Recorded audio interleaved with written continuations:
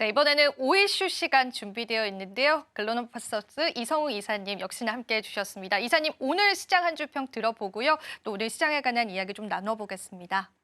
오늘 시장은 로테이션 시장의 지속이라는 한 줄 평을 말씀을 드립니다. 이 로테이션이 의미하는 바로는 시장에서 많이 일컫는 단어로는 순환매라고 합니다. 순환매가 일어나는 과정에서 시장 같은 경우는 지수는 답보 상황인 경우도 있는데 종목 같은 경우가 돌아가면서 반응함을 의미를 하고요. 이는 미국 시장과 동조화되는 현상이 강합니다. 미국 시장의 현상 같은 경우는 빅테크가 작년에 워낙 강했다 보니까 지금 같은 경우는 이 정책이라는 점을 바탕으로 해서 에너지와 관련된 부분, 그다음에 유틸리티 관련된 부분, 산업재 관련된 부분으로 순환매가 나타나고 있고요. 상대적으로 금리에 대한 부담은 덜하고 그와 함께 이 정책 같은 경우가 진행이 되었을 때 수혜가 볼 수 있는 쪽으로 수급이 집중이 되고 있습니다. 즉 빅테크 쪽에서 산업재로 순환매가 나타나고 있고 빅테크는 또 빠지지는 않아요. 종목별로 차별화가 나타나기는 하지만요.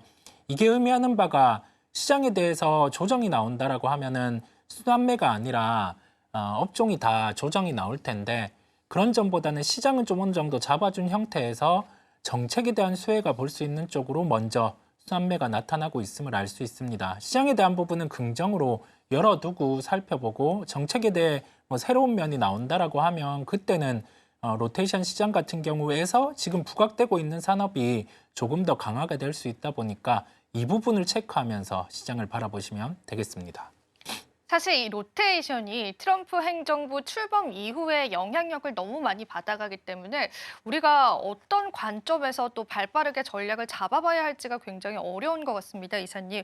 혹시 투자자분들에게 그런 좀 가능성을 줄 수 있을 만한 방법이라든지 꿀팁들 좀 있을까요, 이사님? 새로운 정부가 들어섰을 네. 때나 새로운 한 해가 시작할 때 이 투자가 단행되는 쪽을 집중을 해보시면 되겠어요. 작년부터 힌트가 있었던 게 AI를 탑재한 데이터 센터 기업들 같은 경우가 원전에 투자를 한다라는 점이었어요. 투자가 단행된다라는 점은 그만큼 수주가 나온다라는 것이고 그러면 당연히 실적이 좋아지는 구조, 선순환이 일어나다 보니까 관련된 산업, 이쪽 같은 경우는 로테이션의 중심이 될 수 있고 주도주가 될 수 있음을 말씀을 드리고 연초 같은 경우 우리나라의 대기업 같은 경우가 로봇 사업에 대해서 또 지분 투자, 콜옵션 행사기는 하지만은 그 형태가 나타났다 보니까 로봇주 같은 경우가 시장의 또 주도 형태로 나타나고 계속 로테이션의 중심에 있습니다. 이처럼 새로운 정부가 들어섰을 때 정책에 대한 방향성, 그 다음에 대기업의 투자 단행이 일어나는 산업 같은 경우는 로테이션 시장 속에서도 주도주군이 될 수 있다 보니까 그 부분을 주목하면서 살펴보시면 되겠습니다. 네, 이렇게 연초에는요, 정책적인 방향성과 대기업의 투자 방향성들을 살펴보시면서요, 시장 전략 잡는다면 여러분들 많은 도움 받으실 것 같습니다. 어려우실 수 있기 때문에요, 저희가 또 프로그램 통해서 수시로 체크를 해드릴게요. 많이 참고를 해보시면 좋겠고요. 자, 그렇다면 오늘의 오이슈 한번 열어보도록 하겠습니다. 이사님께서는 어떤 오이슈를 좀 집중을 하고 계신지 바로 한번 열렸는데요. 또 이제 에너지 쪽으로 보고 계시네요. 네, 에너지 패러다임의 변화라는 점이에요. 이게 단순히 미국 정부에서 에너지에 대한 부분을 딱 정해놓고 지속을 하기보다 타겟은 중국입니다.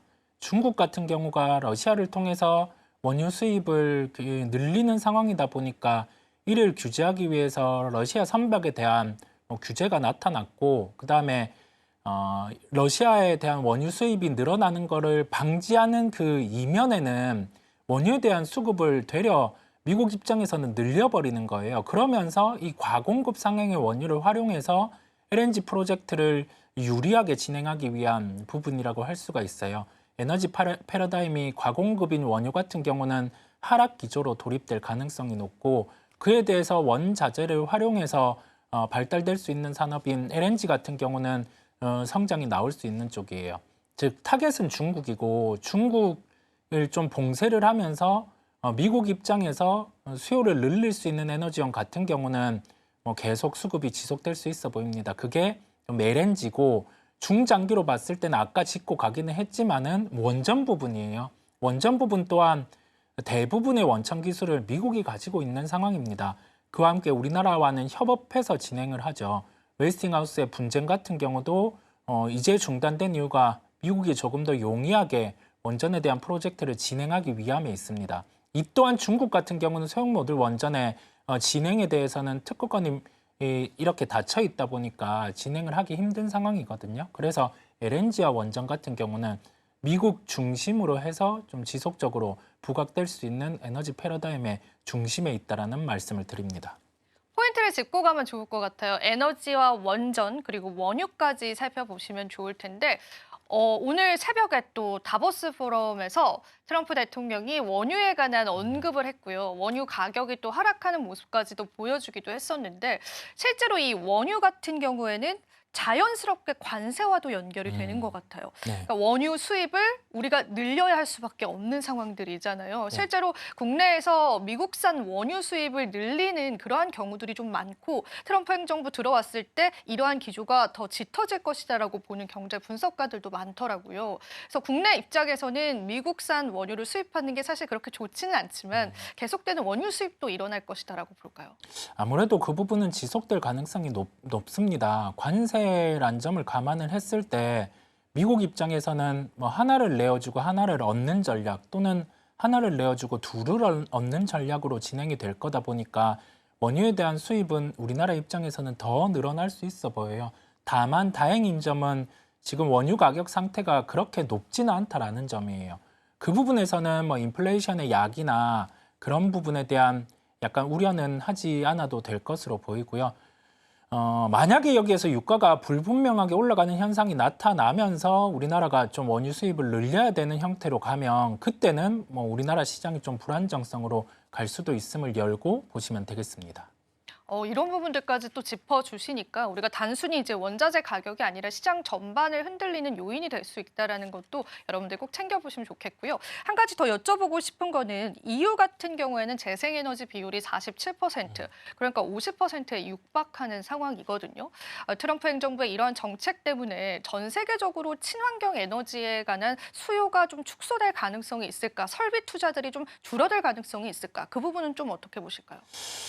그 부분은 관세와 연결을 하면 또 가능하기는 해요. 미국에서 지금 신재생 프로젝트를 진행할 수밖에 없는 유럽에 대해서 관세를 빌미로 이걸 진행하지 못하게 한다라고 하면은 좀 뭐 우려는 되기는 합니다만 이 부분을 놓고 관세를 과하게 가중하게 진행을 하면 유럽 경기 같은 경우도 불분명하고 미국 또한 좀 불분명할 수 있는 상황입니다.